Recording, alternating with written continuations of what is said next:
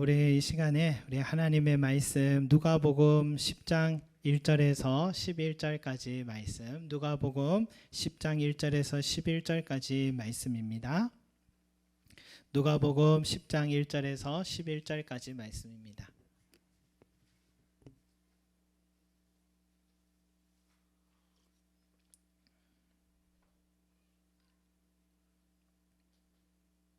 찾으신 줄 알고 제가 한 절 여러분 한 절 서로 교독하겠습니다. 그 후에 주께서 따로 70인을 세우사 친히 가시려는 각 동네와 각 지역으로 둘씩 앞서 보내시며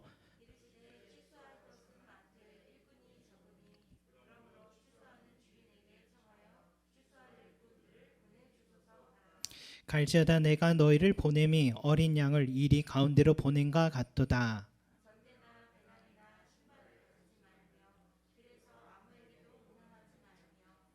어느 집에 들어가든지 먼저 말하되 이 집이 평안할지어다 하라.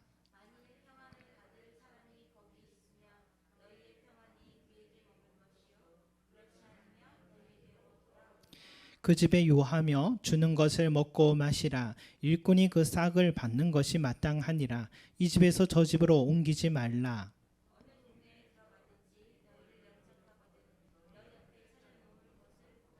거기 있는 병자들을 고치고 또 말하기를 하나님의 나라가 너에게 가까이 왔다 하라.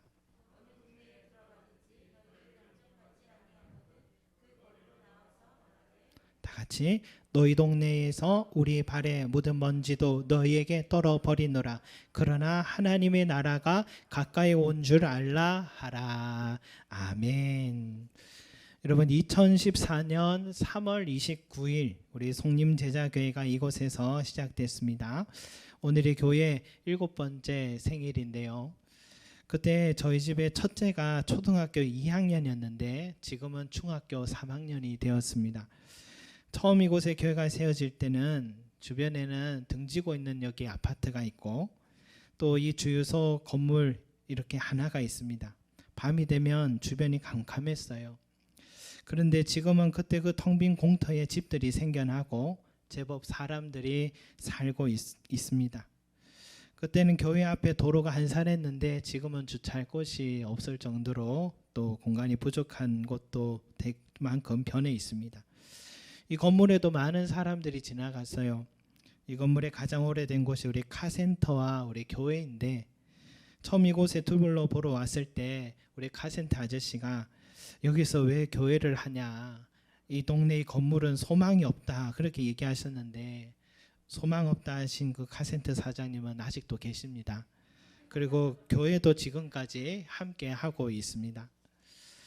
우리 SWC 연합 모임이 이렇게 함께 시작되었죠. 그때 저희 교회가 개척할 때 함께 시작한 개척교회들의 모임입니다. 함께 연합 기도회도 하고 여름 성경 캠프도 하고 또 목회자 정기 모임도 하는데 그 중에 한 목사님이 최근에 함께 운동을 하면서 이런 얘기를 하시더라고요. 우리 SWC 교회들도 그동안 참 많은 일이 있었는데 그래도 지금까지 든든히 서 있는 교회가 2개인데 그 중에 한 교회가 우리 송림제자교회다 그런 얘기를 하시더라고요.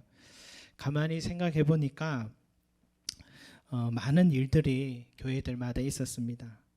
그만큼 이 시대에 개척교회가 서간다는 것은 정말 쉬운 일이 아니라는 것을 또 말해주죠. 7주년을 맞으면서 우리 교회가 하나님의 은혜로 여기까지 올 수 있었는데 하나님의 우리가 은혜를 조금이나마 또 하나님께 또 기쁘게 해드린 것이 있다면 그게 뭘까 가만히 생각해 보니까 그것이 말씀 사역과 제자 훈련 사역이었다는 생각이 들더라고요. 지금까지 말씀 사역, 이 설교 사역을 위해서 제가 가만히 생각해 보니까 적어도 한 700편 정도의 설교 원고를 준비했던 것 같습니다. 때로는 저와 사모 2사람만 앉아 있을 때도 있고 들을 사람이 없어도 그날은 설교를 준비해야 됐던 것 같습니다. 그래서 저는 처음부터 기도를 했어요. 다른 일은 하지 못하고 이 사역에만 할 테니까 교회의 모든 필요와 또 가정의 생활은 책임져 주십시오 했는데 지금까지 교회도 가정도 우리 하나님께서 책임져 주신 거 보니까 말씀 사역, 설교 사역을 하나님께서 중요하게 여기시는구나 하는 것을 알게 됩니다. 또 하나는 이 제자 훈련 사역인데, 강단의 설교만으로는 한 사람의 영적 성장이 부족해서 그래서 영적인 훈련이 필요하죠. 그래서 우리 교회의 송림 제자교회인데 중간에 제자라는 글자가 들어간 이유는 바로 제자 훈련하는 교회라는 그런 뜻입니다. 그래서 2014년 3월에 또 교회를 개척하고 4월부터 제자 훈련을 시작했습니다. 사람이 없는데도 제자 훈련을 시작을 했어요. 그때 우리 조용준 집사님이 함께 하셨어요. 그리고 늘 곳곳에 하셨던 우리 송경주 집사님이 함께 하셨고, 또 교회 첫 가정이 함께 하셨어요. 그리고 사모도 함께 했습니다. 그렇게 1기가 시작된 거예요. 그리고 그 다음 지금 성도님들로 또 함께하는 제자훈련 2기가 우리 코로나가 시작되기 직전까지 계속 진행됐습니다. 가만히 돌아보면 우리 교회가 중심을 잡기 시작한 시간은 바로 그 제자훈련에서 시작되었다는 생각을 하게 됩니다. 왜냐하면 그 속에 하나님의 말씀을 배우게 되고 그 말씀이 내 삶에 녹아드는 시간이기 때문입니다. 그래서 우리 교회가 지난 7년 동안 하나님께서 긍휼히 여겨주신 것이 무엇인가 생각해 보니까 말씀 사역과 제자 훈련 사역 때문이었다는 생각했습니다. 그렇다면은 오늘 이렇게 7주년을 맞아서 앞으로 우리는 또 앞으로 7년은 어떤 방향으로 달려가야 될까 하는 생각을 해보니까 여전히 이 말씀 사역과 또 이 제자훈련 사역에 생명이 있음을 깨닫고 집중해야겠다 하는 것과 더불어서 이 말씀이 우리에게 끊임없이 외치고 요구하고 있는 그 명령, 바로 가서 제자 삼으라 라는 이 말씀 사역에 우리가 초점을 두고 달려가야겠구나 하는 생각을 합니다. 특히 오늘 이 말씀을 보니까 우리는 누가복음을 순서대로 하잖아요. 제가 오늘 말씀에서 특별히 준비한 게 아니라 그대로 순서대로 가니까 꼭 오늘 우리 교회에 앞으로 우리 교회가 7년을 또 달려가면서 어떤 방향으로 달려가야 되는지를 조목조목 주님께서 말씀해 주시는 것 같습니다. 오늘 말씀은 예수님께서 12명의 제자가 있었는데도 또 다른 70명의 제자가 있다고 말씀합니다. 그들을 둘씩 짝지어서 동네와 각 지역에 파송을 합니다. 복음을 전파하라고. 그러면서 4가지 지침을 주신 것 같아요. 여러분, 첫째는 뭡니까? 추수할 일꾼을 주인에게 청하라. 둘째는 전대나 배낭이나 신발을 가지지 말고 가라. 셋째는 이 집에 평안할지어다 라고 말하라. 넷째는 하나님 나라가 가까이 왔다 하라 라는 것이 오늘 이 70명의 제자들과 우리들에게 주시는 주님의 말씀인 것 같습니다. 여러분, 70명의 제자들 분명히 12사도는 아니에요. 12사도는 나중에 예루살렘 교회 지도자 목회자들을 사역했지만은 이 70명은 어떤 역할을 했겠습니까? 교회의 평신도 일꾼 사역자들로서 그들에게 주님께서 복음 증거의 중요한 사명을 그들에게 맡기고 계심을 우리는 볼 수 있습니다. 먼저 추수할 일꾼을 주인에게 청하라라는 것은 예수님은 지금 온 세상에 복음 전해야 될 추수 때라고 표현하고 계신 거예요. 지금 복음 들어야 할 곡식 영혼들이 지금 무르익었다라고 표현하신 겁니다. 그리고 추수라는 것은 1년 농사 중에 가장 중요하고 시급한 때를 놓치면 안 되는 그런 일이죠. 그래서 복음 전하는 것은 지금 매우 중요하고 때를 놓치면 안 되는 긴급한 일이다라는 걸 말해줍니다. 그런데 70명씩 둘씩 짝을 보내면 35팀이 됩니다. 그런데 그 많은 지역을 35팀으로는 분명히 역부족인 거죠. 그래서 같이 곡식을 거둘, 같이 복음을 전할 일꾼들이 필요한 것입니다. 그때에 주인 대신 예수님께 청하라는 것입니다. 함께 이 일을 할 수 있는 예수님께 청하라는 것입니다. 그러면 일꾼을 더 보내달라고 요구하면 우리 일꾼은 주님이 보내주신다라는 것입니다. 여러분, 우리가 교회를 위해 기도할 때 이 빈자리를 채워주십시오 하고 기도하잖아요. 그런데 그 기도는 반은 맞고 반은 틀린 기도를 할 수 있습니다. 왜냐하면 우리에게는 주변의 공고한 영혼에게 복음을 전하고 그 영혼을 살려야 한다는, 지금 때를 놓치면 안 된다는 이런 긴박감이 내게 먼저 있어야 되는 겁니다. 내게 그런 긴박감이 있느냐, 이게 중요한 거죠. 그러면 자연히 이 빈자리에 그 복음을 전할 동력자들을 붙여달라고 주님께 구하게 되는 것이죠. 지금 추수 때가 되었는데 나는 어떤 마음으로 살아가고 있나, 우리 자신을 한번 점검하고 나와 함께 동력할 일꾼들을 보내달라고 주님께 구하시길 간절히 바랍니다. 이번 주중에 저와 사모가 대구 요양병원에 어머니를 잠시 면회하러 갔었다 했잖아요. 하루 만에 갔다 온다고 쉽지가 않았습니다. 그리고 또 개척을 하신 또 선배 목사님들 교회도 또 방문을 하고 이제 올라와야지 이제 시간이, 그래 생각을 했는데 가만히 보니까 퇴근 시간이어서 지금 가도 막히겠다 해서 안 되겠다, 우리 명절에도 못 찾아뵀는데 장모님께 한번 찾아뵈야지 하고 장모님 집으로 또 갔습니다. 잠시 차만 한잔하고 가겠습니다 하고 갔는데, 그런데 만나서 갑자기 이런 생각이 들더라고. 이 얘기를 꼭 하고 싶더라고요. 장모님, 전에 이제 교회 가신다고 하셨잖아요. 사위와 딸이 교회를 시작하면 대부분 친정어머님이 엄청 열심히 함께 도와주시는데 저희가 장모님께 뭘 바라는 게 아니에요. 그저 장모님 동네 가까운 교회 예수님 믿으시길 바랍니다. 그렇게 얘기했어요. 장모님도 부처나 예수나 모든 종교는 다 똑같다 했으니까 어차피 똑같은 거 딸과 사이가 믿는 예수를 믿으시면 어떻겠습니까? 저희도 장모님이 교회 가셔야지 저희 성도들에게도 가족을 전도하라고 이렇게 독려할 수 있지 않겠습니까? 하니까 믿어줘야 가지 그러시더라고요. 가서 들으시면 믿음도 생기게 나게 됩니다. 걱정하지 마시고 가까운 교회 한번 가십시오 했는데 저희 장모님 참 고든 분이세요. 그런데 그날은 그 어느 때보다 좀 진지하게 들으시고 그래야지 하면서 얘기를 하신 걸 들었습니다. 저와 사모는 그날 이 장모님께 이걸 전하라고 이렇게 이 짧은 시간이라도 잠시라도 방문하게 하셨구나 하는 것을 다시 한번 생각하고 이제는 전화하면은 늘 그 얘기를 하게 될 것 같습니다. 사랑하는 성도 여러분, 우리는 항상 때를 얻든지 못 얻든지 복음 증거의 사명이 있음을 늘 잊지 않고 전하려고 하는 삶을 사시기 바랍니다. 추수할 것은 많다는 주님의 말씀을 믿는 사람만이, 이 땅에 복음을 전하며 살려야 할 사람이 많다는 것을 깨달은 사람만이 주님께 일꾼을 청하게 되는 것입니다. 우리 교회가 바른 그런 교회, 그런 성도들이 되길 간절히 바랍니다. 두 번째는 전대나 배낭이나 신발을 가지지 말라고 했습니다. 여러분, 전대는 뭐냐면 돈주머니입니다. 배낭은 생필품을 담는 것입니다. 신발은 여분의 신발을 말하는 거겠죠. 복음을 전할 때 물질에 대한 부담을 갖지 말라는 것입니다. 복음 전하려고 하면 우리 하나님께서 필요한 모든 물질들을 공급해 주신다라는 약속입니다. 저는 교회 개척할 때 걱정이 정말 많았어요.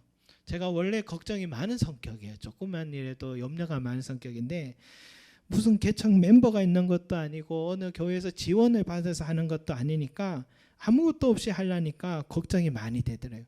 그때 읽은 책이 조지 뮬러 목사님의 일기책이었어요.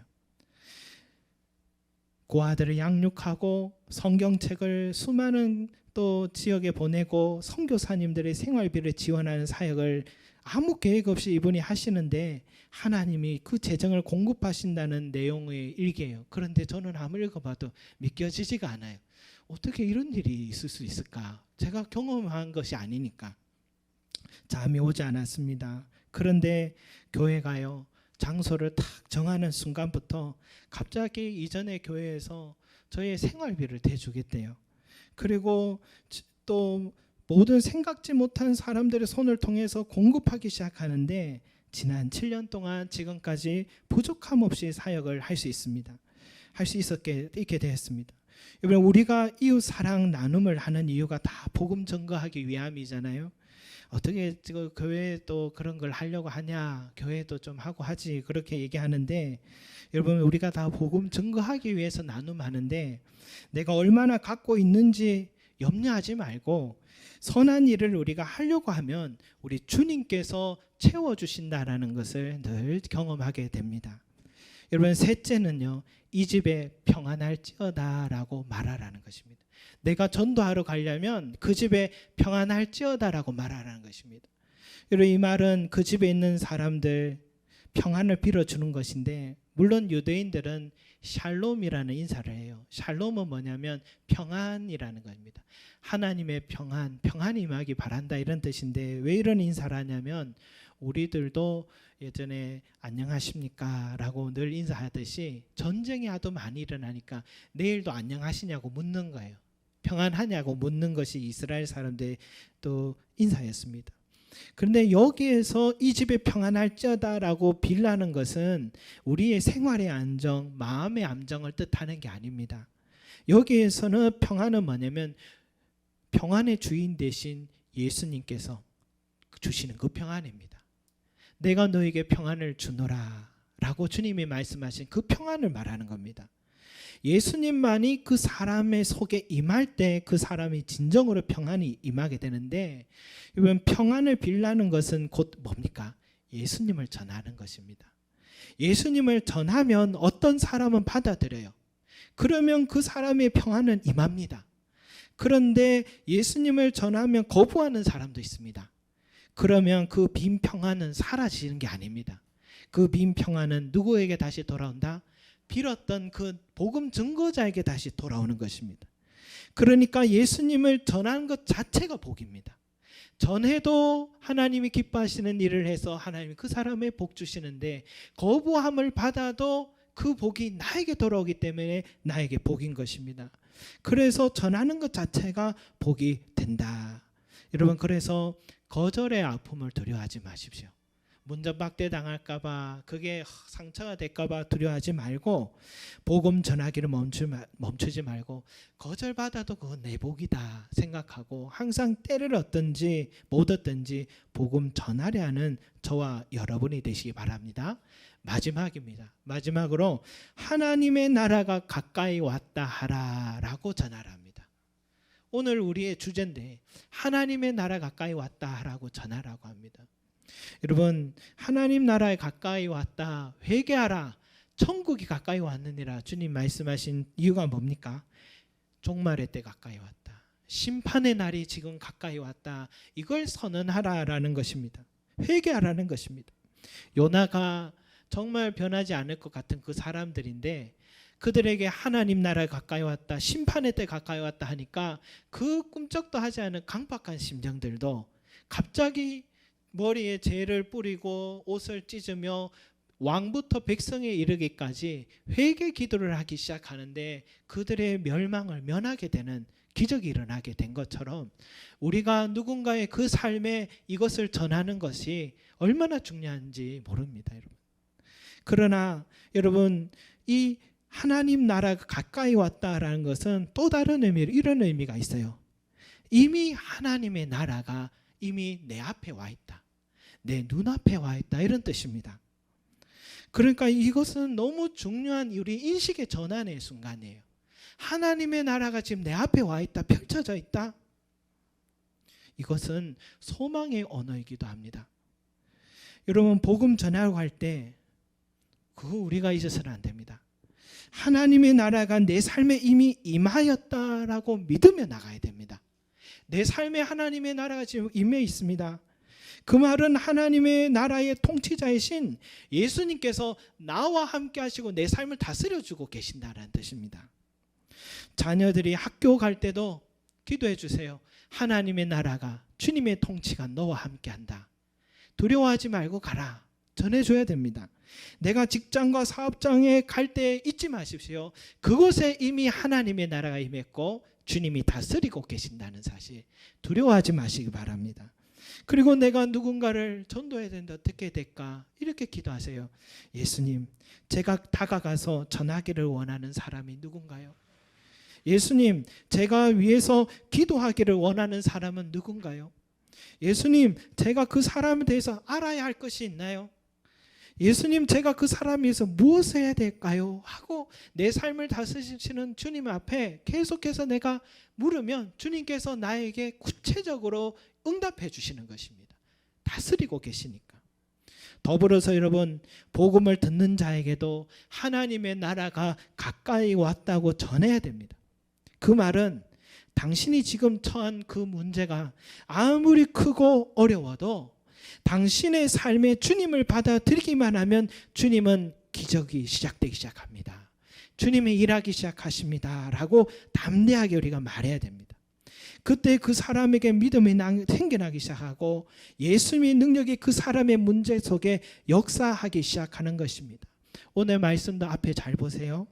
병자들을 고치고 그 다음 뭐래요? 하나님의 나라가 너희에게 가까이 왔다 하라 라고 했습니다. 여러분, 그래서 초대교회 제자들이요, 예수님이 떠나셨는데 이 사람들은 원래 아무것도 못하던 사람이었거든요. 그들이 그런데 손을 얹고 기도를 하니까 예수님께서 행하셨던 것처럼 안전뱅이가 일어나기 시작하고 병들이 고침받기 시작하고 성령 임하고 그 삐뚤어진 인격이 변화되고 역사들이 일어날 것입니다. 제자들만 그런 게 아니에요. 평신도 집사 빌립 집사도 사마리아 지역에 가서 하나님 나라가 가까이 왔다고 전하는데 놀라운 일들이 일어나는데 귀신들이 다 낫기 시작하고 쫓겨나기 시작하고 중풍병으로 일어나지 못한 자가 걷기 시작하는 기적이 일어났습니다. 왜 그럴까요? 하나님 나라가 가까이 왔다는 것은 통치자이신 예수님께서 함께 하시고 예수님께서 그 역사를 하신다라는 것을 말하는 것입니다. 사랑하는 성도 여러분, 공고하지 않은 인생은 아무도 없습니다. 여기 계신 분들 한번 내 공고했던 이야기 한번 시작하면 오늘 밤에 우리 못 자고 계속 들어야 될 정도로 다 공감 제목들, 기도 제목들 다 있어요. 여러분, 그런데도 우리가 오늘 어떻게 우리가 이겨내고 있습니까? 우리가 오늘도 어떻게 이 순간들을 승리해 가고 있습니까? 그것은 바로 예수 그리스도의 도우심과 그분의 능력 때문에 우리는 오늘도 살아가고 있지 않습니까? 마찬가지입니다. 우리 주변에 예수님의 능력, 예수님의 생명이 필요한 영혼들이 너무 많이 있습니다. 그들의 소식을 듣고서 안타까워만 할 게 아니라 조용히 기도만 할 게 아니라 다가가서 하나님의 나라가 당신에게 가까이 왔습니다. 지금 당신 문 앞에 코앞에 와 있습니다. 마음문만 여시고 주님을 모십시오. 당신의 삶을 건져 올려 주실 것입니다. 우리가 이것을 전하는 삶을 살라는 것입니다. 여러분, 그것을 받아들이는 순간부터 그 삶에 낙심하고 주저앉았던 사람이 다시 힘을 내서 일어나기 시작하고 사람의 방법으로는 정말 뭡니까? 할 수 없는 그 순간에도 주님께서 놀라운 타이밍으로 방법으로 역사해 주시고 일으켜 세워 주시는 것입니다. 여러분, 이토록 귀한 복음을 갖고 있음을, 우리가 이 귀한 복음을 사명을 맡고 있음을 우리가 잊지 말고 우리 성림 제자교회가 주소할 것이 많다는 것을 우선 깨닫고 주님이 주시는 평안이 꼭 필요한 영혼들이 우리 주위에 많이 있음을 깨닫고 그 공고한 영혼들을 향하여 다가가서 하나님의 나라가 당신 앞에 지금 다가와 있습니다 하면서 전파하는 우리 앞으로의 7년, 앞으로의 우리 교회 달려가는 우리 교회들이 되시기를, 성도님들이 되시기를 간절히 소망합니다. 기도하겠습니다. 사랑과 은혜가 많으신 우리 아버지 하나님, 주님께서 이곳에 기적과 같이 교회를 세우셨습니다. 사람이 할 수 없는 일을 우리 주님께서 행하셔서 그리고 세우시고 여기까지 인도하신 것은 바로 이곳에 있는 우리를 위한 주님의 사랑과 은혜 때문인 줄 믿습니다. 저를 불러주셨고 우리 성도들을 불러주셨고 그래서 우리를 살려주시려고 이곳에 불러주신 주여, 주여 우리에게 말씀으로 또한 주님을 부르짖음으로 늘 날마다 생명을 공급해 주신 은혜 감사드립니다. 그 은혜 우리가 찬양하고 영광 올려드리오니 주여 우리의 감사를 꼭 받아주시옵소서. 더불어서 주님께서 우리를 또 부르신 것은 보냄받은 그리스도의 제자가 되기 위한 주님의 사명이 있기 때문인 줄 믿습니다. 우리가 이 말씀으로 다시 살아났다면 주여 우리도 이제는 이 말씀 복음을 들고 하나님의 나라가 당신에게 가까이 왔다고 전하는 자들 되게 하여 주셔서 주여 우리 7년 동안 우리를 양육해 주셨다면 이제는 우리가 이 귀한 복음을 전파하며 주님께 기쁨이 되는 일꾼으로 세워 주시옵소서. 이 일을 위하여 우리 교회가 더 힘차게 달려갈 때에 일꾼도 보내어 주십시오. 추수할 일꾼도 동력자들도 보내어 주셔서 한 마음이 되어서 주님께 영광 돌리고 주여 주변에 아버지는 주저앉아 낙심하고 있는 영혼들을 살리는 아름다운 아버지 우리 교회와 우리 성도들 되게 하여 주셔서 우리가 주님 앞에 섰을 때 부끄럽지 않고 주님의 충성된 종으로 칭찬받는 우리 교회가 될 수 있도록 역사하여 주시옵소서. 오늘도 아버지 하나님 주님의 교회의 기념을 하며 아버지 먼 곳에서 또 아버지 하나님 기쁨으로 함께 동참한 우리 모든 성도들 주여 그들의 육체의 질병도 깨끗이 낫게 하시고 우리 성도들의 공고한 문제들 주님의 은혜 안에서 깨끗이 회복되게 하여 주셔서 주님의 은혜와 기적 하나님의 나라 주님의 통치를 경험할 수 있도록 역사하여 주시옵소서. 감사드리며 예수 그리스도 이름으로 간절히 기도드립니다. 아멘.